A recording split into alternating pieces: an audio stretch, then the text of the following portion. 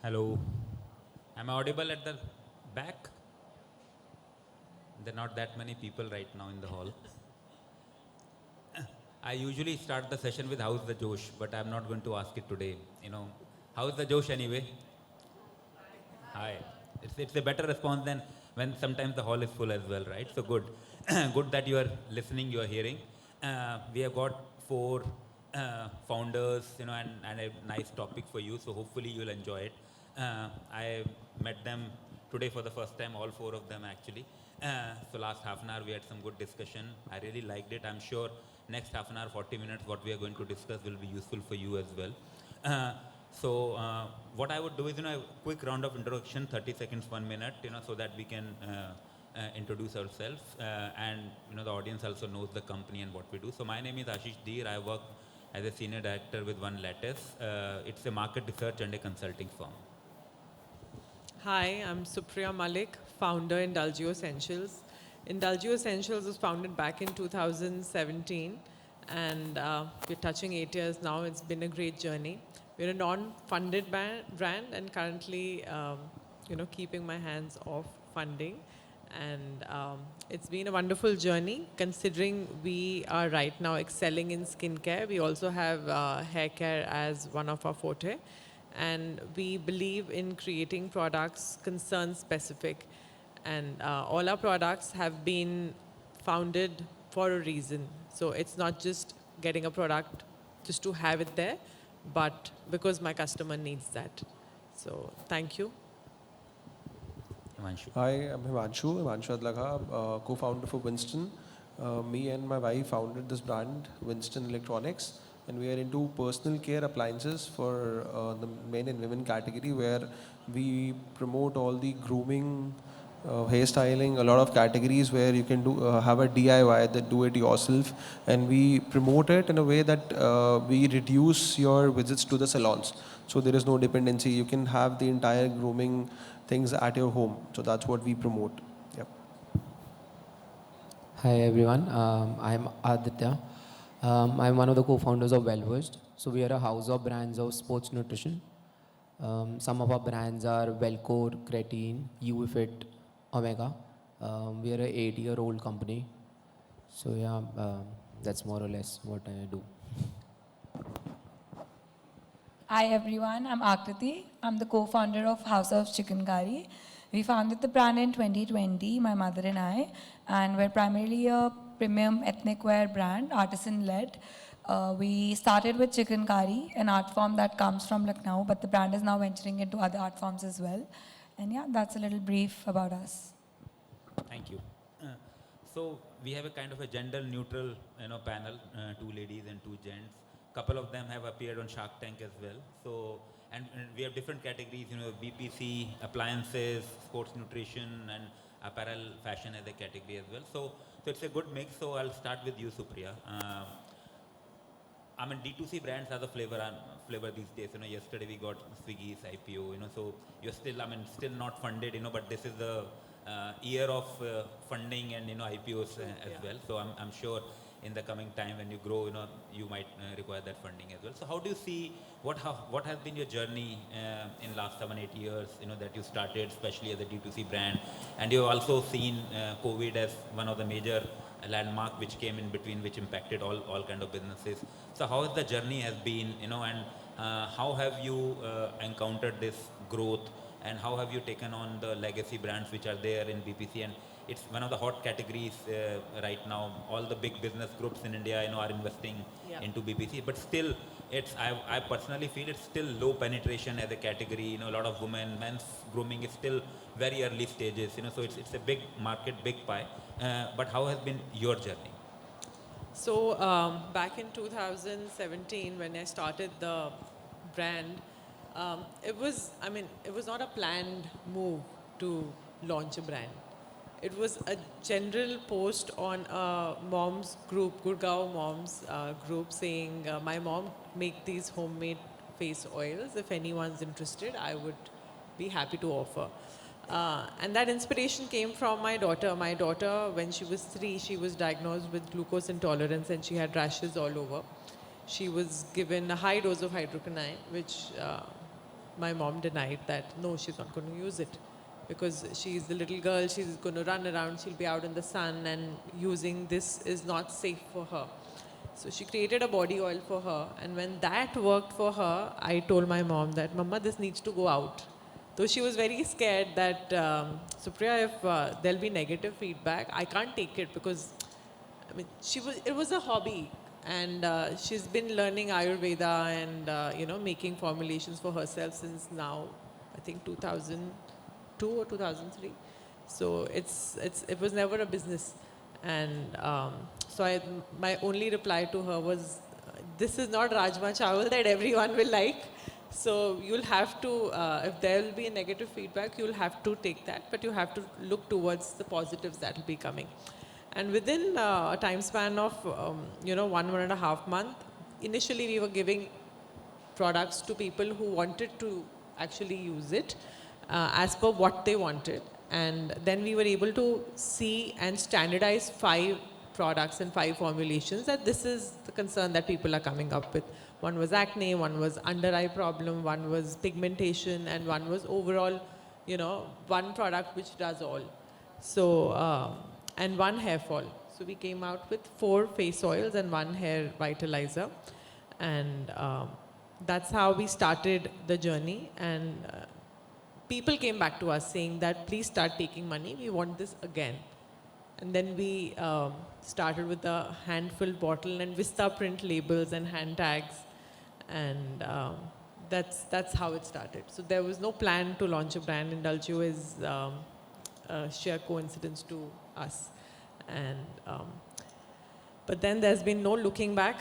And I would say that this journey has the main power of how I've been able to grow Indulgeo is feedback. And each and every formulation that came into existence was because somebody came to us saying that this is my concern and this is what I want.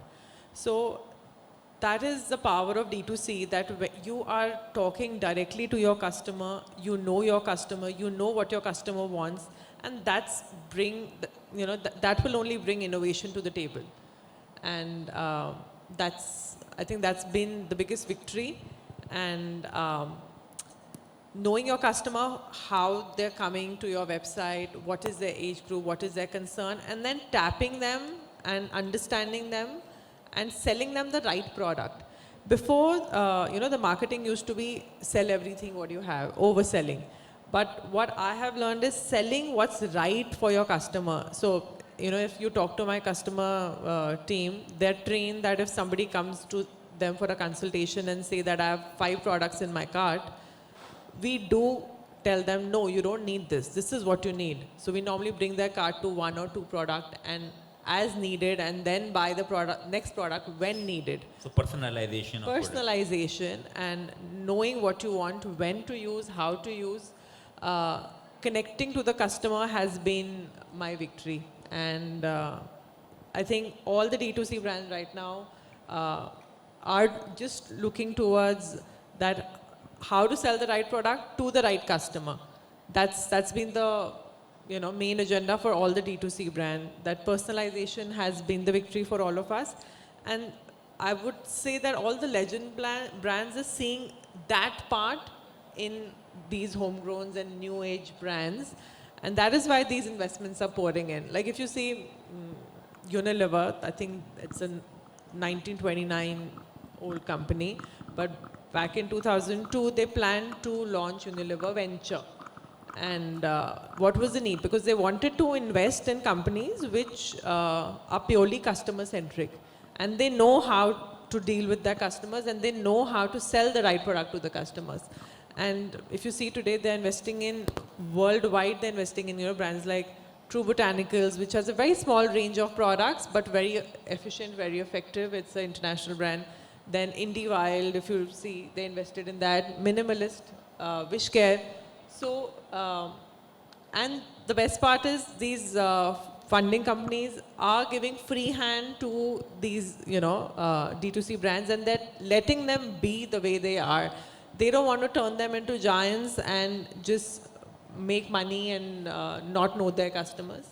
And they're able to create that entire league and panel all around and be the founders. So it's a win-win for both, Yeah, it's a win-win for both. Correct. Okay. So Himanshu, coming on to you, I mean, maybe you can also describe how your journey has been, how have you grown, and how have you leveraged technology? Where do your business mainly come from, and how, I mean, that agility part, what Supriya was also mentioning, how are you feeling that your company is more agile vis-a-vis the competition or the legacy brands? So we'll just frame it in a way like I have always been into the electronics category. Like yeah, so I've worked with brands like LG, Philips. So before entering into this venture, we started this company in 2021. So before 21 till 20, I was working with Philips. So actually, I was handling the offline distribution for them earlier, getting into my own brand.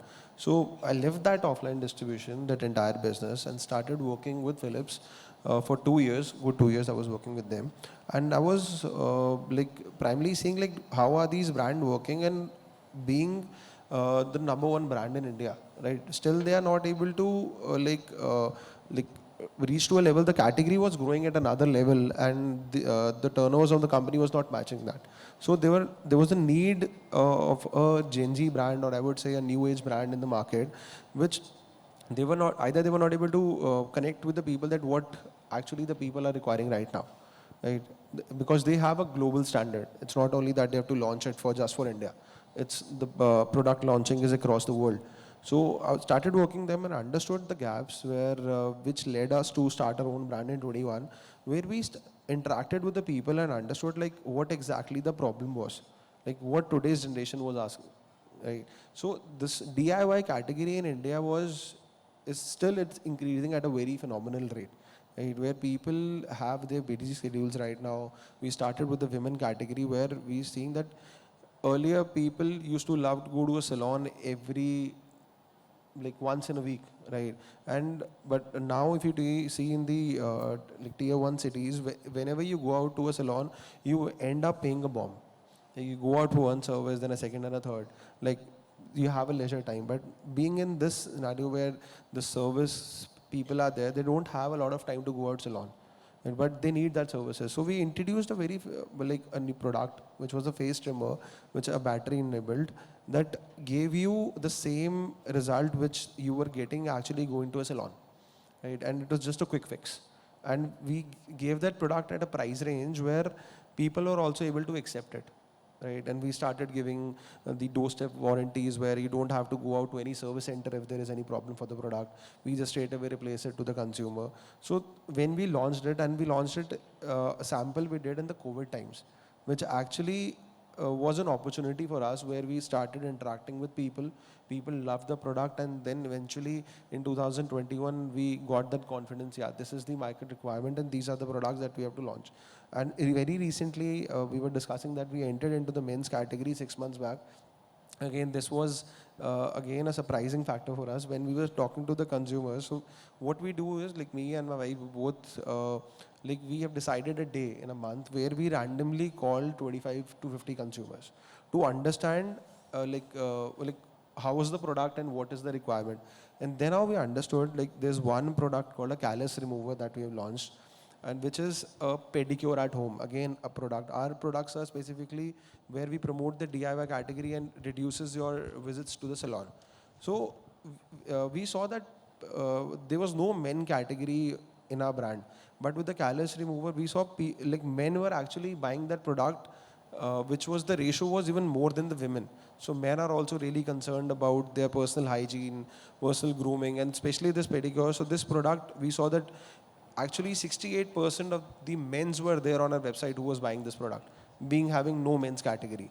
So this was something that encouraged us in launching the men's category. Then we had again a detailed conversation that what are the problems, like which products are not there in the market where people are actually acquiring, having a direct conversation with the consumers. So these are the few things that we do and which actually help our brand to grow. And we have been growing more than the industry is growing, though our numbers are not that big if we compare it to the international brands. But yeah, people are accepting us brands, and especially after coming on Shark Tank, we got that recognition, we got that appreciation from the consumers itself that we love your product. And so this is how the journey has been.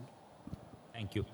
Aditya, generally when we think of D2C brands, typically we think of, they are mostly in big cities and metros. I think yours is one of the brands, which is now able to penetrate in tier 2, tier 3 cities as well. So how have you leveraged, different channels, D2C channel to grow, and in fact penetrate what we call Bharat, the tier 3 and tier 4 cities as well? Yeah. So I think since last 7 to 8 years we can say, जो tier 3 and tier 2 है वहाँ पे बहुत ज़्यादा shift आया है and major shift आया है post COVID they have become very more aware about how they want to live their life than the people in metropolitan. The metropolitans में अभी भी लोग वैसे ही जी रहे हैं, but they have gone like I would say way too forward. So I think after that post COVID हमने भी तभी थोड़ा focus डाला था towards tier 2 and tier 3. So our channel for branding has been through influencer marketing. Like on the top, it's like हम इसको बोलते हैं cover fire. So cover fire has been through influencer marketing, and other than that, then there are channels. Also, what helped us a lot, I would say, was Flipkart. Flipkart wanted to penetrate in that segment, and Flipkart was taking each and every brand with them. So if you were with Flipkart at that time, Flipkart wanted to go into these cities. They have like tremendously improved their deliveries, everything, like way better than Amazon at the moment. Sorry अगर कोई Amazon से हो यहाँ पे तो, but अभी तो Flipkart way better है. So what Flipkart did helped us a lot. That was one. Second was how the influencer marketing has changed. Like influencers, how they used to be, again, I think a decade ago versus now, they are very much knowledge, knowledge-led people now. पहले it used to be कि यार अच्छा ये influencers है, but now they have a lot of power over the consumer, जिससे बहुत ज़्यादा फ़र्क पड़ा है. And the third thing would be tier 3 में लोग बहुत ज़्यादा aware हो गए हैं. जितना ज़्यादा metropolitan में नहीं है उससे बहुत ज़्यादा aware लोग वहाँ पे हो गए हैं. And they have started, being, I would say, conscious about their life. It's like we are into sports nutrition, right? So I think our audience is somewhere 18 to 24. That's like the majority of our audience. And tier 3 में they have become very, very aware कि अच्छा this is the way we want to live our life. It is no more कि बस हमें बाहर जाना है, party करनी है or something like that. They have become very aware कि अच्छा health is might not be the top one, but at least second or third of their priority. And I think that is the major shift जिसकी वजह से we were also able to penetrate tier 2 and tier 3. So understanding the consumer and then reaching out to them. Yeah. No, exactly. जैसे I think इन्होंने बोला कि you need to hear कि consumer क्या बोल रहा है. So feedbacks and everything. तो उससे बहुत ज़्यादा फर्क पड़ा. जैसे we have a very good market in South, right? So South से हमें बहुत ज़्यादा feedback आता था कि आप बोलते हो कि इतने दिन में delivery हो जाएगी, but होती नहीं है. So then we contacted people, had a warehouse over there, expanded everything. And once we did that, so again tier 3 people, they are like very, I would say, genuinely generous people. तो वो बहुत जल्दी खुश हो गए कि ठीक है we are a brand, जिन्होंने उनकी सुनी, हमने अपनी delivery better करी वहाँ पे, and they become very happy and they become very loyal to us. So yeah, that was that. Thanks. So Aakriti, coming on to you, you are in a category which is a highly crowded category. Apparel, there's so many players, and we were just discussing. I think COVID was the time when you started this business along with your mother. So how has the journey been? Because this category it's not easy to enter, to differentiate, and then grow. So what kind of challenges you have faced, and how are you planning to grow in future as well? Yeah, I'll just answer that. Firstly, thank you for having me. And it is definitely a very crowded category. Sometimes I also think, what did we really do right? But I think I have figured out what went right. So I'll just go a little prior to when the journey started. I was working with a fashion startup, which was in the fashion rental space for about a year after my master's. And then COVID happened. So I took that gap to kind of move on, and I was really intrigued by अपनी website पे traffic कैसे लाते हैं लोग. So I spent that 6-7 months actually learning about meta ads, Google ads, because I was sure that I wanted to build a website on my own. I didn't know what product. And during this time, my mom, she was working with an embroiderer for her personal work, and she had mentioned that COVID had really impacted him, and he was looking for some additional work, which led me to dig deep into like what hand embroidery is and what Chikankari is. What really stood out at that time, that even though there are a lot of ethnic wear brands that exist, why has no one tried to organize this super unorganized industry? What's the challenge? Is the supply chain too unorganized? You're working with artisan clusters, so of course that can't be easy. And why do I only hear my grandmom and my mom talk about Chikankari? Why have I never thought, like as a 24-year-old at the time, that mujhe bhi Chikankari pehenna hai? Yeah, because I don't get it online. I don't get it in a design or silhouette format that I would like to wear. So there were a lot of gaps in terms of just that one particular art form, and I thought that we could just give it a try, and we could try to bring it in a younger format through a new age like D2C model that connects with an audience like me, that maybe they see it online, they see it like on influencers, and they would be motivated. I didn't even know what Chikankari was, right? But when I went into it, then we went to Lucknow, I just fell in love with it. I was like, we pay like 3,000, 2,000 for like machine-made stuff, and this is all authentic handmade stuff. So that led me to really bring out the story of the product itself. And I thought that through the medium of Instagram and community, we could do it really easily. Through content, we could tell people that you're paying so much for a machine-made product, whereas an authentic handmade product can look so beautiful as well. So that's how the journey started. And even when we started, I think Instagram was the way we had built the brand. Even today, it is one of the most important platforms for us. Content is something we leveraged on because we didn't have the funds, to be very honest, to like put in marketing.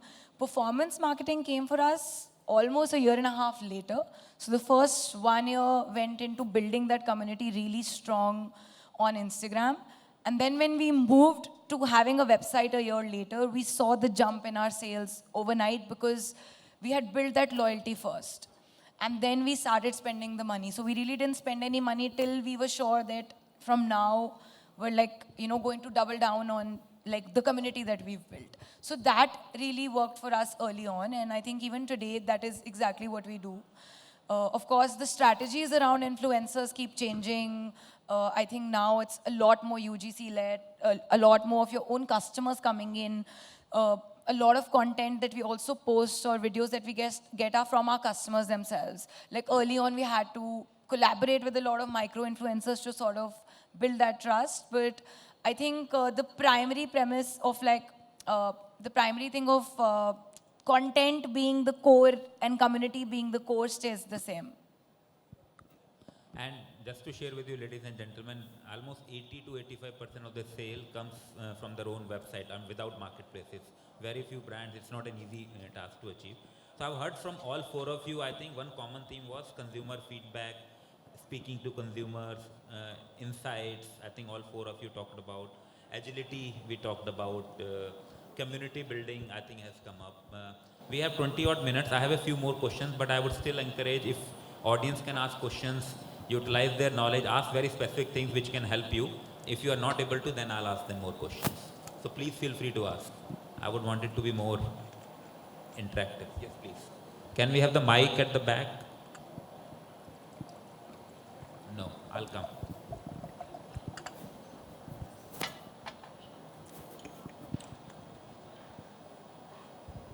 Hi guys.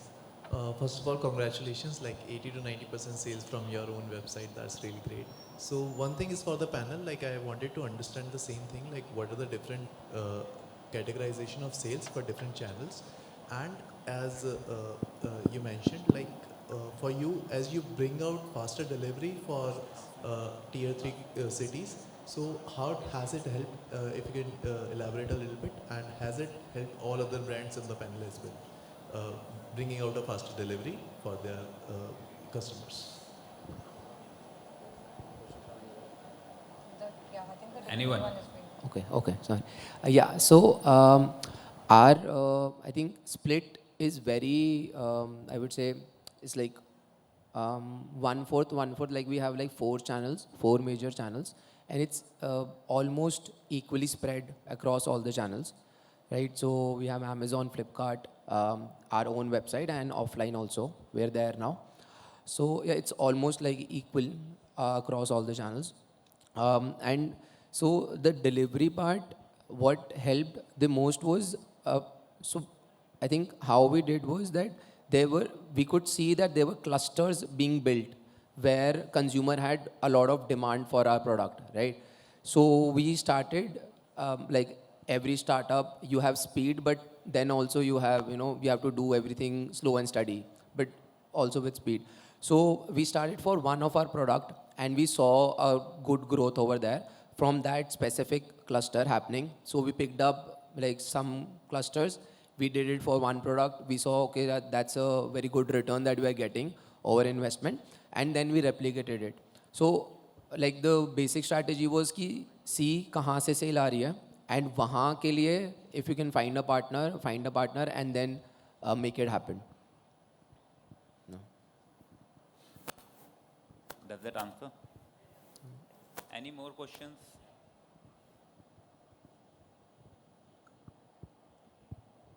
Hi, good morning. My name is Rohit Chabra. Congratulations for being here, first of all.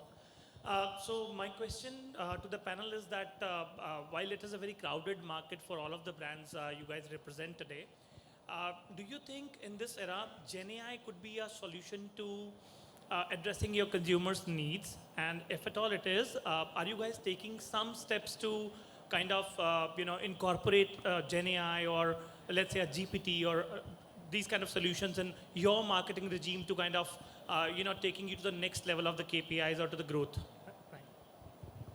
So to answer this, yes, the entire ecosystem of WhatsApp, email, and Instagram chatbots have really helped us utilize our human resources in the right place. Having AI, ChatGPT, and understanding the customer needs and training the chatbots to answer their queries, we've been able to, utilize our CRM team in a better space, in a better way. And with the lesser manpower, we're able to handle more customers. And that has really increased the ROI in the business. So yes, the future is AI, and that way the manpower is utilized in a better way. And but the right thing is training your chatbots well. And these days, these companies are doing amazing. I mean, I've worked with LimeChat, 𝐊𝐳𝐵. I think Manifest AI is here, if somebody from their team is here. They are doing an amazing concept where they are putting out, pop-ups, suggestive questions. And those suggestive questions will answer when the customer clicks. So you are basically feeding your customer with the questions and then answering it yourself. So it's a very smart move of how, our partners are innovating into such wonderful AI programs. Just like to add on this, that this has actually helped the brand. It's not really, so you have limited manpower, right? And like usually the consumer wants a resolution and a quick fix.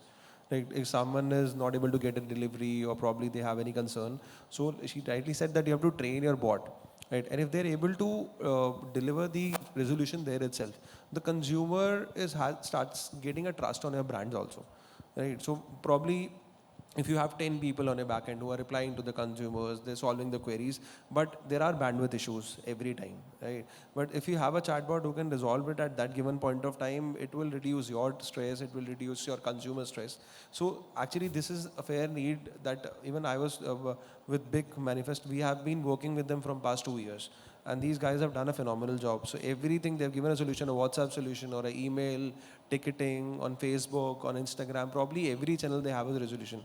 And Manifest is something doing really well now. So just to add, I was yesterday at ET India Essence conference yesterday evening, and I think I heard one of the biggest problem we face in India is this vernacular. To address to the consumer feedback, we are not able to connect with them in their own language, in their own dialect as well. So I think there's a government-funded organization called Bhashani, which will work in AI thing with 18 different languages.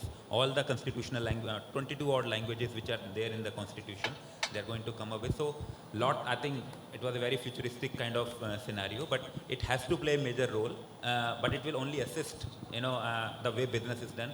The core of the business will still lie, the same, the fundamentals will remain the same. The technology will enable the business, people who can do business, reach out to people better.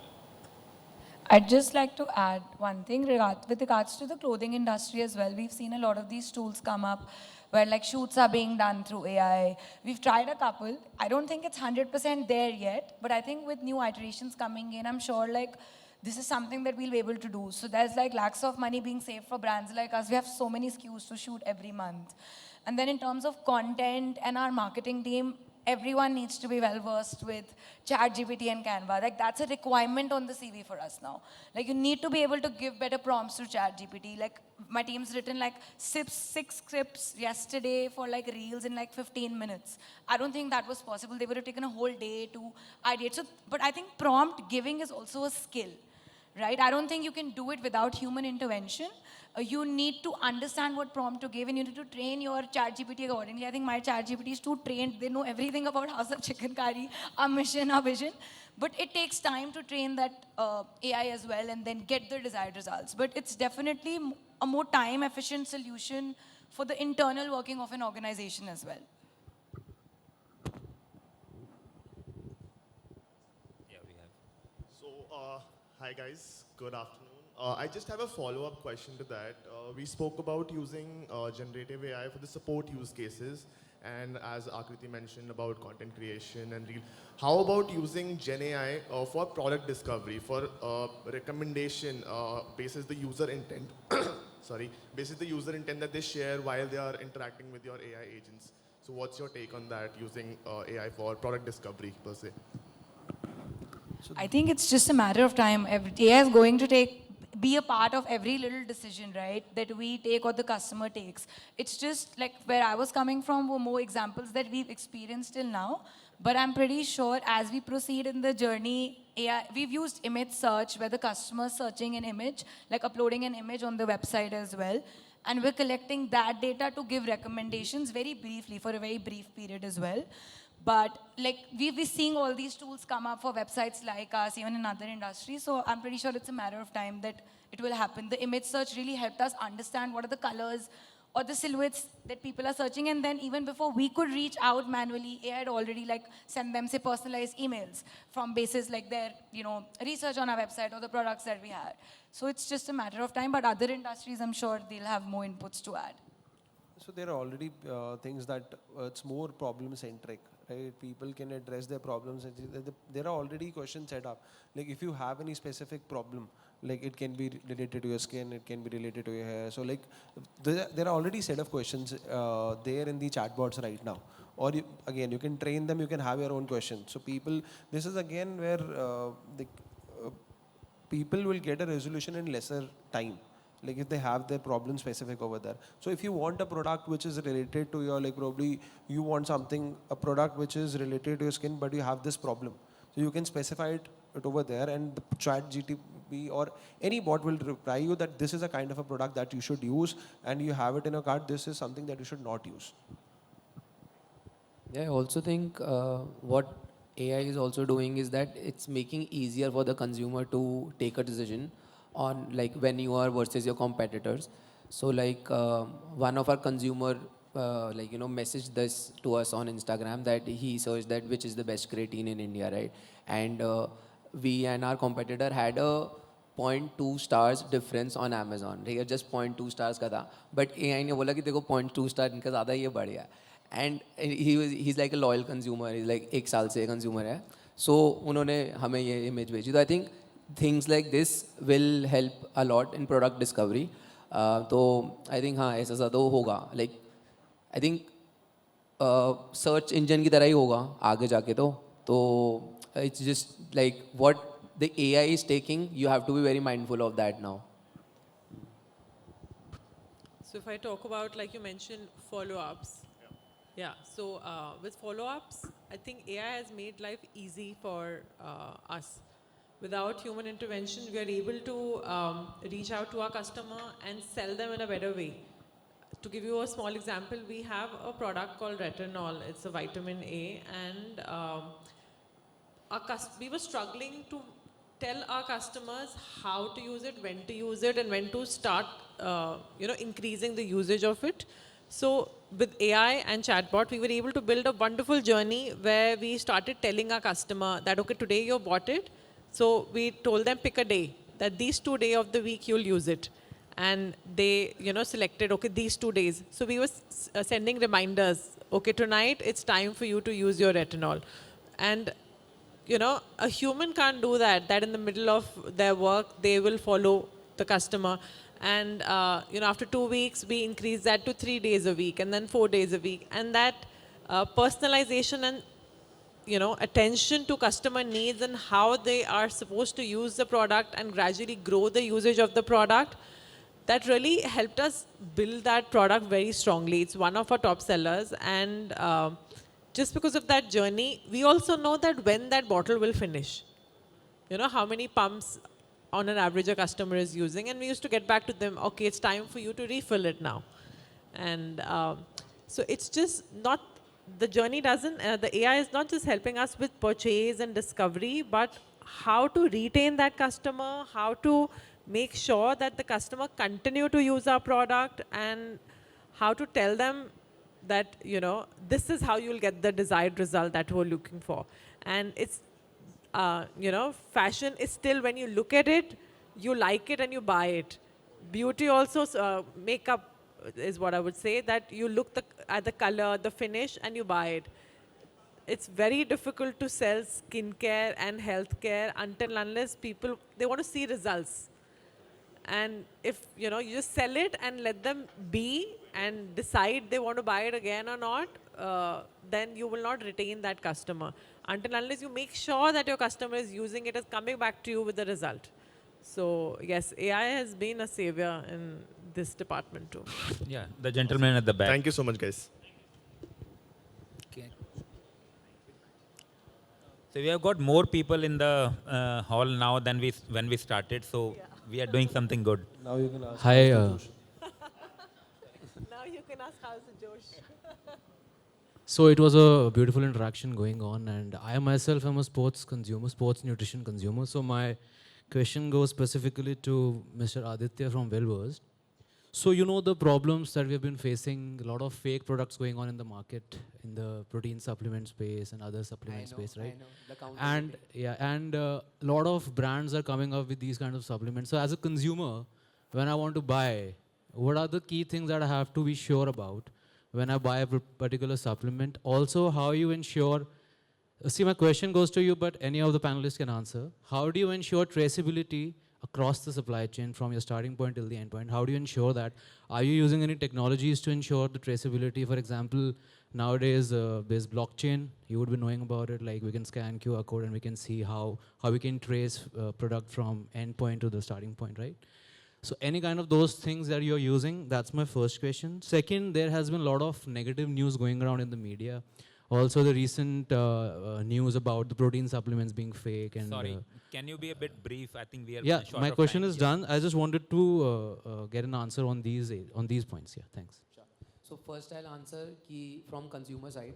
So with again the increasing content industry. So now India also has certain channels, I would say, who actually do blind testing on your product and on your brand. So one of them, a very good one, is Trustified. So there are places like this where you can go and you can check, okay, if this supplement is real and is it what the company is saying is real or not. And the places where you can buy that real product. So there's a lot of counterfeiting going on. It's like very, very high in the market, especially I think in supplement brands and the skincare brands. बहुत ही ज़्यादा है वो. So one of the from consumer side is that from how we ensure right now. So at the moment we are not using blockchain. So that is in the cards. But at the moment we are like, I would say, very, very near to reaching Six Sigma. And that is the process we are using to ensure that our quality standards across all the products that we do. So yeah, like, I think I was having a word with him like around a decade or 15 years ago. We were very happy when we saw कि okay ये कि कोई international product आया. But now people are very happy कि अच्छा Indian D2C brand है and people have started trusting us a lot more.